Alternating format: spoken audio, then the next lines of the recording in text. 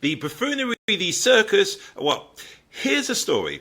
Nancy Mace, you may be aware of Nancy Mace. She says one thing one day and the next day totally different. It's like that line from the book about the Russian planes, the endless steppe. One hand doesn't know what the other hand is doing. Today, she was on Fox News. To say it was a bit of a calamity is an understatement. Where are you on Mike Johnson? You know, sometimes when you find out the truth, I just need 60 seconds of your time to tell you something. When I was growing up, there was a series on TV called The Mr. Men. We need to add a new character, Mr. Desperate. Mike Johnson is beyond desperate. He's the sort of person that needs likes, needs retweets, all of that social media stuff that boosts his ego. The story of Mike Johnson is the story of a collaborator. Is nothing there. He is like the most insecure politician you can imagine, where he even has to bring along Elise Stefanik to butter his backside. His policies are here, there and everywhere. He says whatever he thinks he needs to get the attention of the former guys. Plays any card, has a black son. My wife Kelly and I, when we were newlyweds, we took custody of a young black kid in Baton Rouge. We were living there. Michael, he's our son, and he hates homosexuals, plays the religious card. You tell me right now, in one sentence, one word, sum up Mike Johnson. Oh, that one's easy. FOS. Will you have a better description? Do you want to see change in terms of these CRs?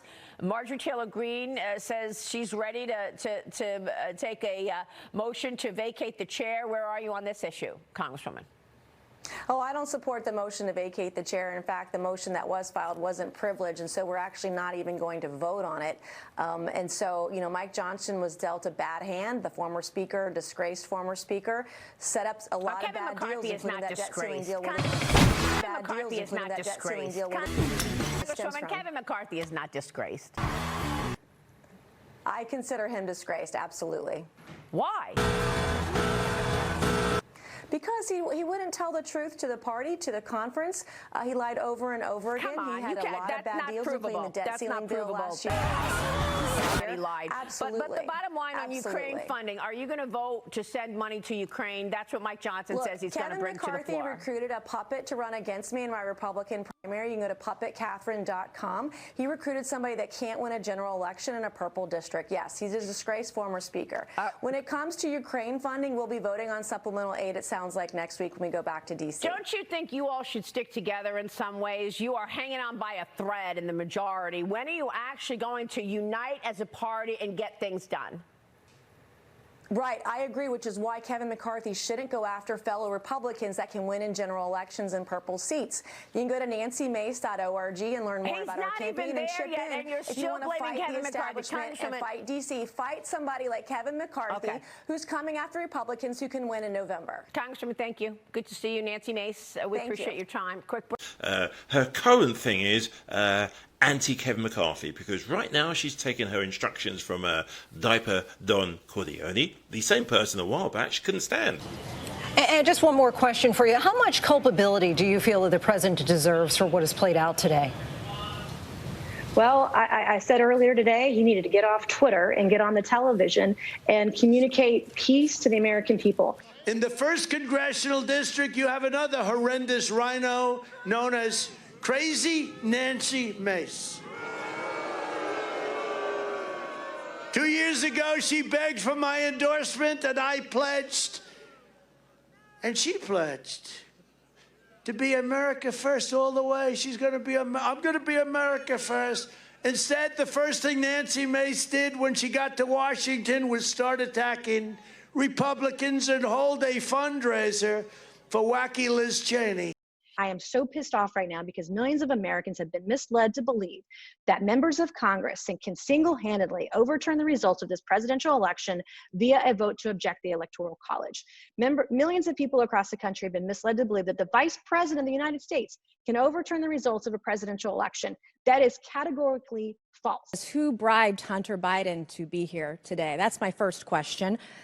Second question, you are the epitome of white privilege, coming into the Oversight Committee, spitting in our face, ignoring a congressional subpoena to be deposed. What are you afraid of? You have no balls to come up here and... Mr. Chairman, point of inquiry. Mr. Chairman, If the ladies recognize. If the gentlelady wants to hear from Hunter Biden, we can hear from him right now, Mr. Chairman. Let's take a vote and hear from Hunter Biden. What are you afraid of? Hold on. Order. Are women allowed to speak in here or no? Are women allowed to speak in here or no? Could you keep interrupting me? I'll interrupt the chairman. I don't know that he's a lady. I think that that Hunter Biden should be arrested right here, right now, and go straight to jail. Our nation is founded on the rule of law. Come on. And the premise that the law applies equally to everyone, no matter what your last Point of order, Mr. Chairman. Point of order. It doesn't matter who you are. Point of order, Mr. Chairman. Biggs over here. Donald Trump Jr. Biggs over here. Then the thought of losing power probably got to her level of insecurity, or the therapist said, "Shut today, Miss Mace, too much aggravation." However, we discovered something kind of fascinating. Her publicist is a lady called Gabrielle Lipsky. Nope, never heard of her. But George Santos has, because she used to look after George Santos. What a recommendation. You go from George Santos to Nancy Mace. How's it going, Gabrielle? Because you're doing a great job. I mean, are you literally pushing her down the funnel of disaster so you can bill her and try and rescue? Don't know how it's going. Looks a mess to me. Anyway, that's just my opinion. Good luck with that. But we are trying to work out how many faces Nancy Mace has. Would you like to know? We're going to try and call her office. We will leave a question because I doubt anyone will pick the phone up. And I doubt they'll get back to us. But at least we have asked. Well, in the current political climate, it's quite a pushing question, I think. I've loaded it into my Skype, 202-225. And it is a publicly listed number before anyone says, "Yeah, can't go stalking Nancy Mace." We're just going to call her Washington office to ask a question. Here we go.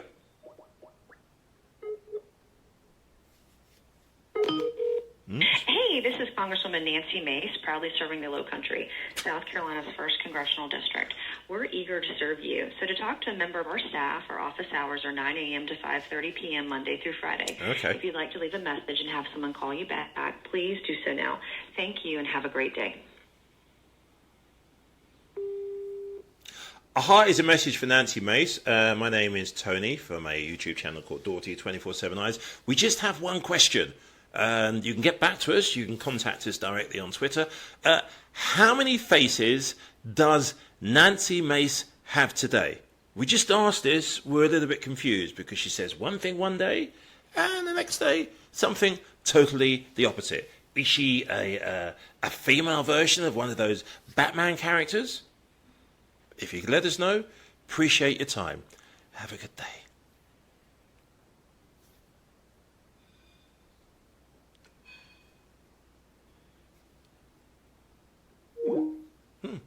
Well, we left a message. What do you think? No matter who you are, where you come from, or who your father is, or your last name. Yes, I'm looking at you, Hunter Biden, as I'm speaking to you. You are not above the law at all. The facts in this case are crystal clear. This committee used and issued a lawful subpoena to Hunter Biden, a critical witness in this committee's investigation into Biden family corruption. Hunter Biden and his lawyers did not claim privilege of any kind because clearly he has none. They didn't contest the legitimacy of our reasons for issuing this subpoena, no reasons, because they clearly are legitimate. And yet he refused to comply. Trump's family members, Don Trump Jr., he did not defy a congressional subpoena. He showed up multiple times for multiple depositions for several hours. In doing so, Hunter Biden broke the law. He did so deliberately. You did so flagrantly. You showed up on the Hill, on the Senate side, the day of that congressional subpoena to defy it and spit in the face of this committee. That's what you did. The question the American people are asking us is, what is Hunter Biden so afraid of? Why can't you show up for a congressional deposition? You're here for a political stunt. This is just a PR stunt to you. This is just a game that you are playing with the American people. You're playing with the truth Hunter Biden wasn't afraid to sell access to Joe Biden to the highest bidder when he was in elected office. He wasn't afraid to trade on the Biden brand, peddle influence, and share those ill-gotten gains with members of his family, including Joe Biden. He wasn't afraid to compromise the integrity of the presidency and vice presidency by involving Joe Biden in shady business deals with our foreign adversaries. But Hunter Biden, you were too afraid to show up for a deposition, and you still can't today. I believe that Hunter Biden should be held completely in contempt. I think he should be hauled off to jail right now, because it wasn't long ago, too, my friends on the other side of the aisle, that you also believed in the power of a congressional subpoena. Not long ago at all. You believed in holding those who refused to comply with a congressional subpoena accountable. And I stood with each and every one of you. I am the only member in this room today who has held a member of my own party in contempt of Congress for not showing up for a subpoena. And I see nothing but complete hypocrisy on the other side of the aisle. The ranking member of this committee even so eloquently put it, the lesson is, please tell your children out there in America, if you get a subpoena to go before Congress, go. You have a legal responsibility to do so. So the hypocrisy is stunning. What are we to tell our children today? There's nothing the other side can say with a straight face. As the only member of this committee to vote to hold a member of contempt of my own party, let me be clear, this should not be a partisan issue. If Congress issues a subpoena, you show up, period. This is not a responsibility we take lightly. It brings no joy for us to do this, but the president's son broke the law and must be held accountable in the same way anybody else would. I urge my colleagues on both sides of the aisle to do so. And my last message to you, Hunter Biden, you play stupid games, you win stupid prizes. Will the gentlelady yield for a question? Will the gentlelady yield? Will my friend yield from South Carolina? Sure. I do want to commend the gentlelady who was the only Republican who stood up and voted to hold in contempt the Republican members of the House who blatantly and categorically refused to comply with subpoenas that came from the bipartisan January 6th committee. I would like to ask my friend, Ms. Mace from South Carolina, whether she's aware of all the case law which says that the committee has to engage in good faith interaction with the witnesses they've called, and they're supposed to arrive at a solution. And what do you think about the fact that the chairman on multiple occasions gave this witness the opportunity to come before the full committee, and he agreed to that? We issued a congressional subpoena, and I know with your constitutional law background, you know exactly what that means, and he should have showed up. And because of your vote and because of your statements, you should be voting to hold this man in contempt of Congress today, right now, if you're going to be consistent on your own policies and your own words. Gentlelady's time's expired. Chair recognizes Mr. Moskowitz for 5 minutes. Thank you, Mr. Chairman. It's good to see you after a long break. So I'm listening to the gentlelady from South Carolina about the witness being afraid to come in front of the committee. It's interesting. He's here. He doesn't seem to be too afraid.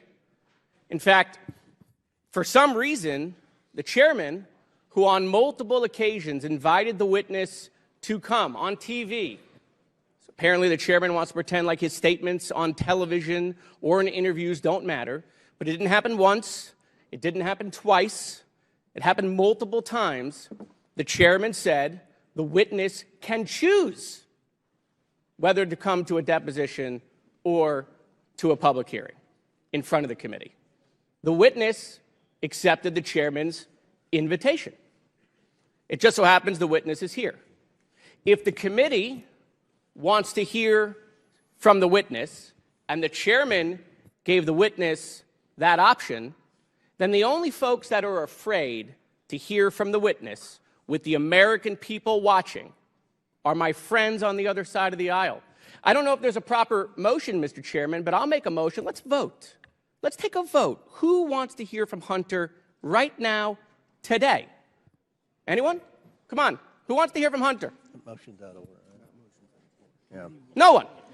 So I'm a visual learner, and the visual is clear. Nobody over there don't want to hear from the witness